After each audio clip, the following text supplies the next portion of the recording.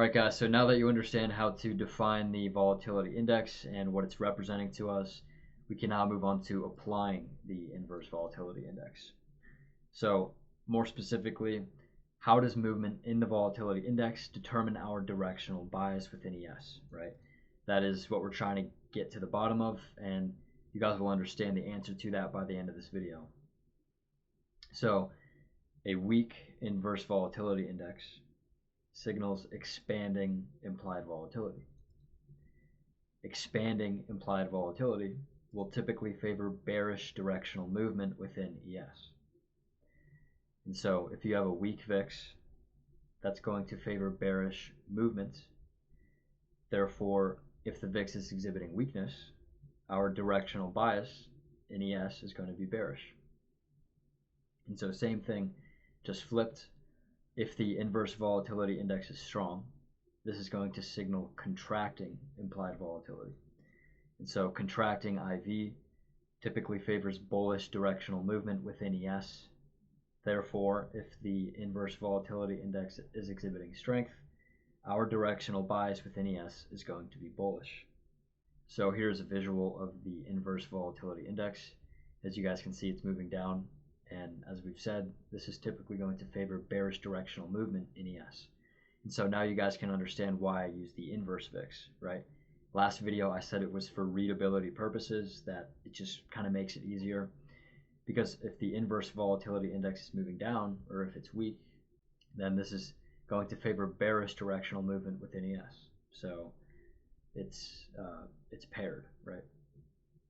So here's the same thing, just flipped. If the inverse volatility index is strong, then this is typically going to favor bullish directional movement within ES. So how do we actually label the inverse volatility index as strong or weak? How do we quantify this, right? And so labeling the inverse volatility index as strong or weak largely has to do with where price is currently trading relative to its previous day high and its previous day low. So before we move on to this part, let's touch up on a key point here, which is that obviously we are day traders, right? And we're looking to capitalize on shorter term market fluctuations. We execute on a smaller time frame.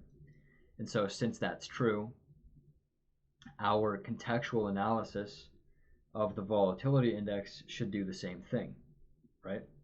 And so we look at the volatility index where its price is currently trading relative to its previous day high and previous day low, because this is going to be more relevant for us as day traders. If you are a swing trader, if you're some sort of higher time frame trader, an investor, etc., then obviously looking at the previous day high and low in the VIX is not going to be as relevant to you. But since we're day traders, since we're exploiting smaller time frame opportunities within the market, we're going to be looking at the VIX on a shorter term time frame. So using its previous day high and low is going to be very significant and relevant to us as to how volatility is expanding and contracting within the market. So just a key point there. So although we're looking to exploit on smaller time frame opportunities and fluctuations within the market, we must also be aware of and understand the value of the volatility index / inverse volatility index on a higher time frame. So within the VIX world, it's a general rule of thumb that when the inverse volatility index is below 20, this is typically going to support bullish environments within ES, and it's going to indicate that price levels within the S&P 500 are more stable. And so flipped, when the inverse volatility index is above 20, this means that volatility is elevated, which generally supports a more unstable environment, and this is going to favor bearish price delivery within ES. If you guys look at the current price levels, a few days ago the VIX was down at 30, inverse VIX was down at 30, and so this means that volatility is expanding, and it can be a good way to understand if you should be sizing down or sizing up within the market. If the VIX is like way down here at these values, that means that volatility is expanding, and so you should consider maybe reducing size, right? And so again, 20 level acting as a important line in the sand on the higher time frame, and it's just something to be aware of. So now we're going to head back to the smaller time frame look of the VIX. We'll head back into trading view and look at some examples of price in the VIX trading relative to its previous day high and previous day low, and how we can actually quantify and understand if we're seeing strength or weakness within the VIX. So there's really two main ways that we understand if the inverse volatility index is exhibiting strength. If the inverse volatility index is trading near or above its previous day high, or if it's aggressively bouncing off of its previous day low, like it is right here, then this is what I classify, and this is what we can quantify as strength. And so when this is occurring, this is going to allow our interest contextually to be a bull within the S&P 500.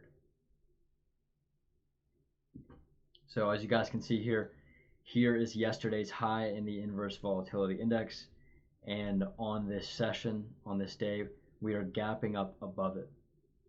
And so we are trading above the yesterday's high within the inverse volatility index the whole of the session, the entirety of the session right here, which means that volatility is compressing on a shorter term scale, which is going to give us a bullish directional bias within ES.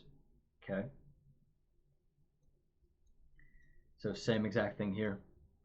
If the inverse volatility index is aggressively bouncing off of its previous day low, then this is going to signal strength within the inverse volatility index.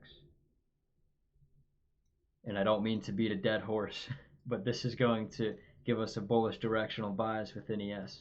Okay, so if you guys need to rewatch that, go ahead. But yes, these are the two ways that we are looking to quantify strength within the inverse volatility index. If it's trading near or above its previous day high, or if it's aggressively bouncing off of its previous day low. So when the inverse volatility index is aggressively rejecting off of its previous day high, or it's trading near or below its previous day low, then this is exhibiting weakness. And as a result of the VIX exhibiting weakness, this is going to give us a bearish directional bias within ES. And so remember, the VIX allows our interest within ES. If the VIX is doing one of these two things, then this is going to allow us to have interest in a bearish position. And so here we can see the previous day high right here on the inverse volatility index, and then the next day, this is a 30-minute chart by the way, we can see price impulsively come up into its yesterday's high and reject back to the downside. So this means that volatility is now expanding, favoring a bearish environment. And so on the next day, we can see the yesterday's low from this session right here, and we can see price opening and trading below that for the entirety of this session right here.